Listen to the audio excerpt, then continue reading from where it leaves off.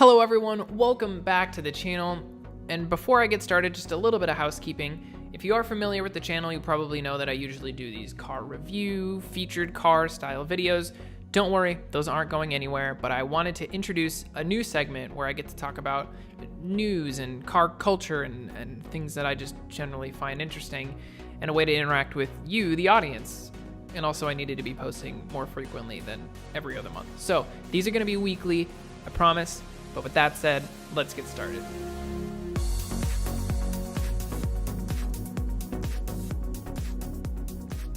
The first thing I want to talk about today is BMW has released information about its next generation Z4. Now, if you haven't been following, BMW and Toyota have been collaborating on a platform for sports cars that they're going to release under the two separate companies, a lot like Toyota and Subaru did with the FRS BRZ. While the only information we seem to have about the Supra are some camouflage pictures and one official picture of a side mirror, there's a lot more to go on for the BMW Z4. Here it is, and it looks good. I mean, I like roadsters, so I'm definitely in favor of this styling. I wouldn't say it looks unique, but it's definitely not bad looking. Pretty aggressive, very BMW. There's a lot of new 8 Series in this Z4, in my opinion. For the low starting price of $50,000, you get the 30i base model, which comes with the 2-liter, 255 horsepower inline 4. Or if you've got an extra $15,000 buried in your backyard, you can spring for the M40i trim. That's going to get you a turbocharged inline 6, which makes 385 horsepower. Go somewhere else. Oh, it's 382. 382 horsepower, 319 foot-pounds of torque. And that, oh no, I already did the bit. 369 foot-pounds of torque. I can't even. There is no manual transmission option for the Z4. You are only going to get the BMW ZF 8-speed automatic transmission, which is sad, but not that sad. I really do love a roadster. My first sports car was a Miata, and I just loved the heck out of it. I think I drove a 2006 or 2007 BMW Z4. I also really enjoyed that. And with the M40i engine, I mean, almost 400 horsepower in a little 2-seater convertible, that should be a lot of fun. But to be honest, as exciting as everything coming out about the Z4 is, it really only makes me more excited to see what comes out of the Supra. After years of rumors and many teaser concept cars, the pickup Jeep is finally here. It's called the Jeep Gladiator, and it looks okay. I mean, it really genuinely does look like they took a 4-door Jeep and just tacked on a truck bed that they found. It looks like too long. I don't know. I will say it looks better from the back, and I think adding a little bit of a lift and some meatier tires is really going to do this car favors. I'm not a huge truck pickup guy in the first place, so maybe I'm biased, but conceptually I am totally on board. I love the Jeep. Every time I've been in a Wrangler with the doors off, a stupid smile painted across my face. And what's better than a 4-door Jeep than a 4-door Jeep that can haul shit? Engine choices from launch are slim. You can either get a 3.6 liter V6 engine, which is going to put about 285 horsepower, similar to what you can expect from the same engine in different Jeep models. And that's it. That's your only choice. It puts out a whole 285 horsepower, so not fast. But Jeep is aiming to give you all of the same off-road capabilities you would expect out of a Jeep, along with all of the utility out of any self-respecting midsize pickup truck, which not only should be a very cool, very enjoyable combination from a user standpoint, but I'm betting will also be a huge success in terms of sales, especially with the uptick in sales we've seen in midsize pickups across the board. The new Gladiator comes in 4 different trim levels: Sport, Sport S, a luxury one I can't remember, Overland, and Rubicon. Those are all going to incrementally get you a little bit more luxury, a few more features. If you want to try building out your own, the configurator is already up on Jeep's website, but don't go expecting a price on this yet because they haven't released one.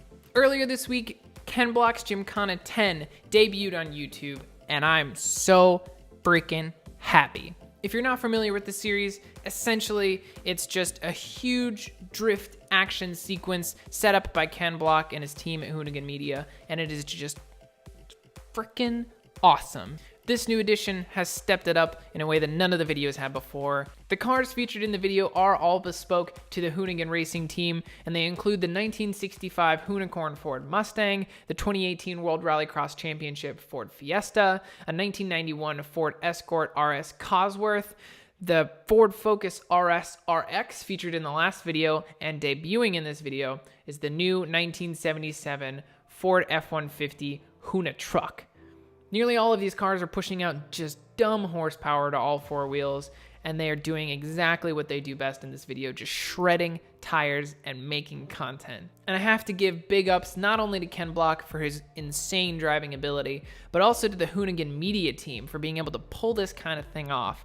It is so much harder to create a video like this than you might think, to make it feel like it's all one big sequence, like it flows, to storyboard all of the shots that you need to sell this kind of action, to run a set safely while you're slinging cars around like this.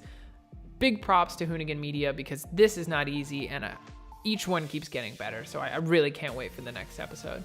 And the last thing I want to talk to you about today is an exciting announcement in the world of electric cars. Now, we all know Aston Martin has big plans for electrification in the future of its lineup. It has announced that it will have fully electric and hybrid sports and supercars ready to go in the coming years, but this announcement is definitely probably the most interesting and unique electric car announcement I have heard to date.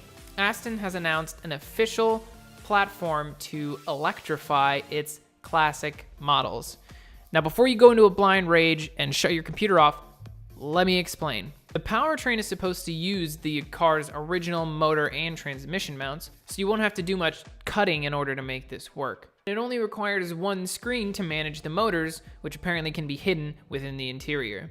Here you can see they've provided an example image of a car that they've already electrified. This one in particular is a 1970 Aston Martin DB6 Vantage Volante.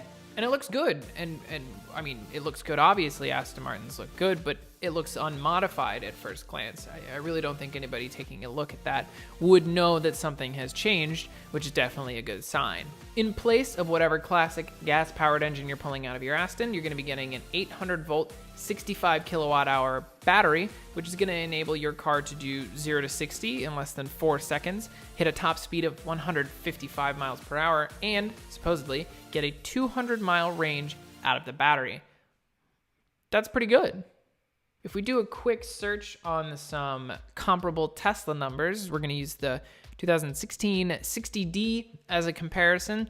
That car is going to do 0 to 60 in 5.2 seconds. So you are edging it out in straight line speed, and range 218 miles. So if everything Aston says is true, you're looking at a very comparable car to one that's already out on the road and is already successful. But I know for some, there just is no excusing this Frankenstein surgery. It's sacrilegious, it's heresy, millennials ruin everything. And you have a point. I mean, replacing that 4.2 liter straight six, or whichever engine it is always going to fundamentally change the way the car feels, drives, and definitely sounds.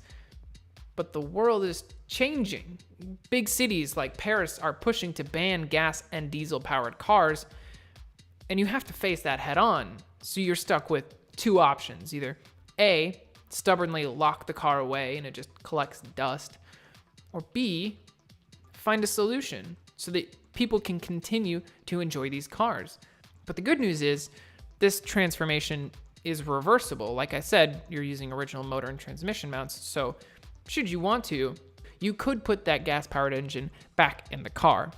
But the future is looking electric, and to be honest, I'd much rather have this thing passing me in traffic silently than this. All right, everybody, that is the end of this episode. Thank you so much for watching. If you liked the video, be sure to let me know by hitting the like button. And if you didn't like the video, hit the dislike button and let me know in the comments what I missed, what I can improve on. I'd Love to hear your thoughts. Are there any stories I missed? What was your favorite bit of information? If you're new, subscribe. These videos are coming at a weekly pace, in addition to the review featured car videos I'm already doing on this channel. I love those. They're not going anywhere. They're only going to get better. If you haven't watched them, be sure to check them out. I'll see you on the next one. Thank you for watching.